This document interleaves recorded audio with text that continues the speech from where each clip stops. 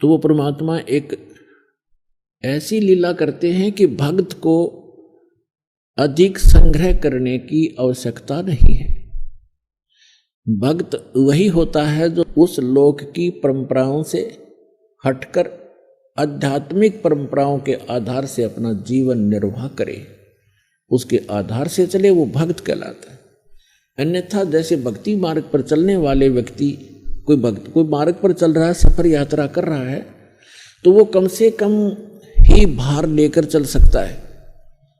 और ये आपको खूब मालूम है, जो पहले यात्रा करते थे, पैदल जाते थे, तो एक थैला डालते थे काख में, उसमें एक चद्दर और एक धोती कुर्ता, नथिंग एल्स।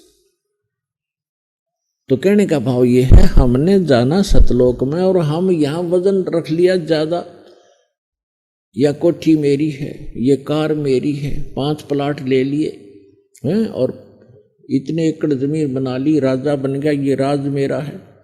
इस सब को सिर पे रखे हुए एक कदम भी नहीं चल पा रहा, तो फिर हमें ज्ञान होगा कि हमने इतना वजन नहीं उठाना चाहिए जो हमारे सफर को बाधा करे।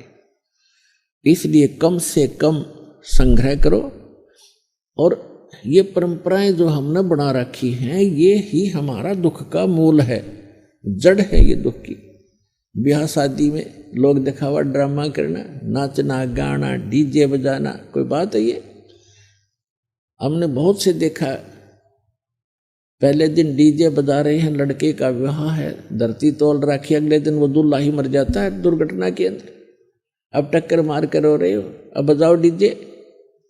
तो ऐसे गंदे लोक में, और हम ये ऐसी परंपराएं बनाकर अपना जीवन नाश कर रहे हैं। दहेज लेते हैं, लोग दिखावा देते हैं, तो ये नहीं करना चाहिए हम, क्योंकि सारा जीवन कमाते रहते हैं, फिर उठाकर ब्याह और कोठी पर लगा देते। तो हमने सिंपल मकान जो भगवान अलाउड करे उतना ही बनाओ, चाहे अपनी झोंपड़ी डाल लो, दया करता है भगवान तो मकान बना लो, आपकी व्यवस्था है तो। एक झोंपड़ी भी अच्छे ढंग की बनाई हुई उतना ही काम करेगी जो आपके महल करेंगे। और आजकल के पक्के मकानों से झोंपड़ी जो डाली जाती थी, वो गर्मी सर्दी दोनों से प्रोटेक्ट करना करती थी। आज तो एसी भी ना काम करे, तो वो कराया करती थी।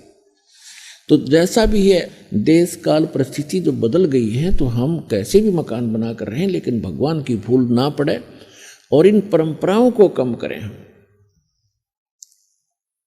ताकि जैसे कि आज के हमारी रिवाज बन गई है, बेटी को हमने दुश्मन बना लिया गलत परंपराएं करके। क्योंकि लड़की जन्म होते ही हम ये मान लेते हैं ये भार बन गई, क्योंकि इसका विवाह करना 2-4 लाख रुपया लगाने पड़ेंगे तब कोई ग्रहण करेगा। फिर उसको बच्चा होगा, कदे पी लिया, कदे छूट छक, कदे फलाना, फिर भात हो गया। तो ये क्या आवश्यकता है इन चीज़ों की? ये अपने, ये मैन मेड है, गॉड मेड नहीं है। और हमने इनको खत्म करना पड़ेगा। तो बेटी देखना, सब चाह करेंगे बेटी हो, क्योंकि वजन ही नहीं रहेगा हमारे ऊपर।